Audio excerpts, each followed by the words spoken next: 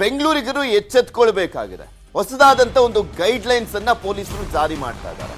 ಏನಪ್ಪ guide lines, ಯಾವ ರೀತಿಯಾಗಿ ಎಚ್ಚೆತ್ಕೊಳ್ಬೇಕಾಗಿದೆ ಅಂದ್ರೆ ಮನೆ ಕೆಲಸದವರ ಬಗ್ಗೆ ಭಾರಿ ಎಚ್ಚರಿಕೆಯನ್ನ ವಹಿಸಬೇಕಾಗಿದೆ. ಯಾಕಂದ್ರೆ ಕಳ್ಳತನ ಎಲ್ಲ ಜಾಸ್ತಿ ಆಗ್ತಾ ಇರುವಂತ ಹಿನ್ನೆಲೆಯಲ್ಲಿ ಪೊಲೀಸರು ಅದಕ್ಕೆ ಕಡಿವಾಣವನ್ನ ಹಾಕುವಂತ ನಿಟ್ಟಿನಲ್ಲಿ ಹೊಸ ಗೈಡ್ ಲೈನ್ಸ್ ಅನ್ನ ಕೊಟ್ಟಿದ್ದಾರೆ ಮನೆ ಕೆಲಸದವರ ಬಗ್ಗೆ.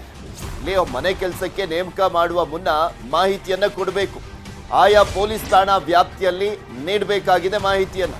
ಕೆಲಸದವರ ಬ್ಯಾಕ್ಗ್ರೌಂಡ್ ಚೆಕ್ ಮಾಡ್ತಾರೆ ಪೊಲೀಸರು. ಮಾಹಿತಿ ಕೊಟ್ಟಂತ ಸಂದರ್ಭದಲ್ಲಿ ಆತ ಏನು, ಆತನ ಹಿನ್ನೆಲೆ ಏನು, ಎಲ್ಲಿಂದ ಬಂದಿರುವಂಥದ್ದು, ಯಾವ ರಾಜ್ಯದವರು ಅಥವಾ ಯಾವ ಜಿಲ್ಲೆಯವರು, ಏನ್ ಮಾಡ್ಲಿಕ್ಕೋಸ್ಕರ ಅಂದ್ರೆ ನಿಜಕ್ಕೂ ಕೂಡ ಕೆಲಸ ಮಾಡ್ಲಿಕ್ಕೋಸ್ಕರನೇ ಬಂದಿದ್ದಾರಾ ಅಥವಾ ಬೇರೆ ಹಿನ್ನೆಲೆ ಏನಾದರೂ ಇದೆಯಾ, ಕ್ರಿಮಿನಲ್ ಬ್ಯಾಕ್ಗ್ರೌಂಡ್ ಅನ್ನೋದ್ರ ಬಗ್ಗೆ ಮಾಹಿತಿಯನ್ನ ಪಡ್ಕೊಳ್ತಾರೆ.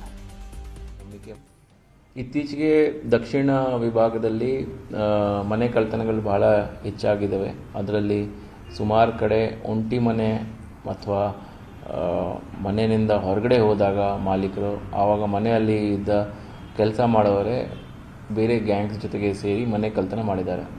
ದಯವಿಟ್ಟು ಮನೆಯಲ್ಲಿ ಯಾರಿಗಾದರೂ ಕೆಲಸಗೋಸ್ಕರ ಸೇರಿಸ್ತಾ ಇರುವಾಗ ನೀವು ಲೋಕಲ್ ಪೊಲೀಸ್ ಸ್ಟೇಷನ್ಗೆ ಒಮ್ಮೆ ಸಂಪರ್ಕ ಮಾಡ್ಬೋದು.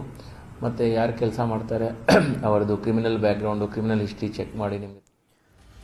ಇದೆಲ್ಲದ್ರ ಬಗ್ಗೆ ಮತ್ತಷ್ಟು ಮಾಹಿತಿಯನ್ನು ನೀಡ್ತಾರೆ ನಮ್ಮ ಪ್ರತಿನಿಧಿ ಗಂಗಾಧರ್. ನಮ್ಮ ಜೊತೆ ನೇರ ಸಂಪರ್ಕದಲ್ಲಿ ಜಾಯ್ನ್ ಆಗ್ತಾ ಇದ್ದಾರೆ. ಗಂಗಾಧರ್, ಇದೆಲ್ಲವೂ ಸಾಧ್ಯನಾ ಅಂತ? ಯಾಕೆಂದ್ರೆ ಪೊಲೀಸ್ ಠಾಣೆ ಮೆಟ್ಲೇರಿಕೆ ಹಿಂದೆ ಮುಂದೆ ನೋಡ್ತಾರೆ ಜನ. ಈ ಸಂದರ್ಭದಲ್ಲಿ ಮಾಹಿತಿ ಕೊಡಬೇಕು ಅಂತ ಕೇಳ್ತಾ ಇರುವಂತ ಹಿನ್ನೆಲೆ ಎಷ್ಟರ ಮಟ್ಟಿಗೆ ಈ ಪ್ಲಾನ್ ವರ್ಕೌಟ್ ಆಗ್ಬೋದು, ಪೊಲೀಸರದ್ದು ಕಡಿವಾಣವನ್ನ ಹಾಕುವಂತ ಸಾಧ್ಯತೆ ಇದೆ? ಮನೆ ಕೆಲಸದವರ ಕಳ್ಳತನಗಳು ಜಾಸ್ತಿ ಆಗ್ತಾ ಇರುವಂತ ಹಿನ್ನೆಲೆಯಲ್ಲಿ ಏನೇನೆಲ್ಲ ಇದೆ ಆ ಗೈಡ್ ಲೈನ್ಸ್ ಅಲ್ಲಿ ಅಂತ?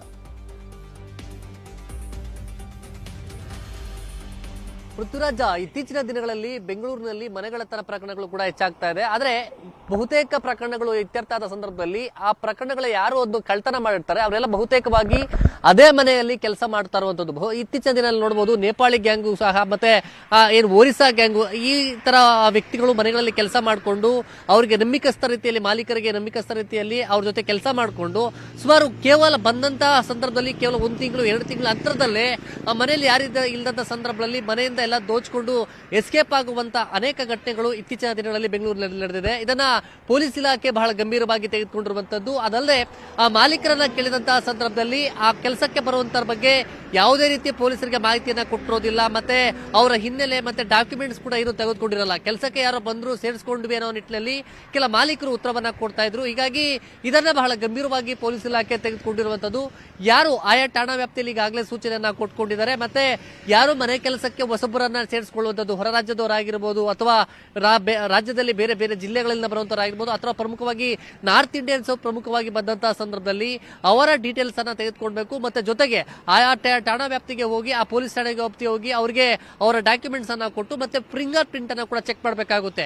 ಕೆಲವು ಫಿಂಗರ್ ಪ್ರಿಂಟ್ ಚೆಕ್ ಮಾಡಿದ ಸಂದರ್ಭದಲ್ಲಿ ಅವರ ಕ್ರಿಮಿನಲ್ ಬ್ಯಾಕ್ಗ್ರೌಂಡ್, ಅವರ್ಯಾರೋ ಕ್ರಿಮಿನಲ್ ಹಿನ್ನೆಲೆ ಉಳ್ಳವರ ಅನ್ನೋದ್ರ ಬಗ್ಗೆ ಕೂಡ ಮಾಹಿತಿ ಸಿಗುತ್ತೆ. ಹೀಗಾಗಿ ಅಂತಹ ಮಾಹಿತಿಯನ್ನ ಕೊಡುವ ನಿಟ್ಟಿನಲ್ಲಿ ಈಗ ಪೊಲೀಸರು, ಬೀಟ್ ಪೊಲೀಸರು ಪ್ರಮುಖವಾಗಿ ಎಲ್ಲ ಮನೆಗಳಿಗೆ ಹೋಗಿ ಅದರಲ್ಲಿ ಪ್ರಮುಖವಾಗಿ ವಯೋವೃದ್ಧರು ಮತ್ತೆ ಕೇರ್ ಟೇಕರ್ ಆಗಿ ಕೆಲಸಕ್ಕೆ ಸೇರಿಸಿಕೊಂಡಿರ್ತಾರೆ ಕೆಲವರನ್ನ.